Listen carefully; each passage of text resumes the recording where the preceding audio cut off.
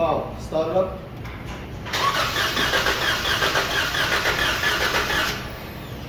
No compression. We're testing the engine for the engine compression. Cylinder 1, it's not working.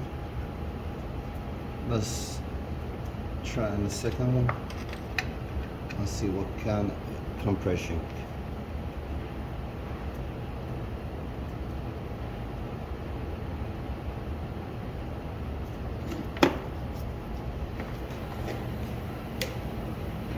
Go ahead, start it up.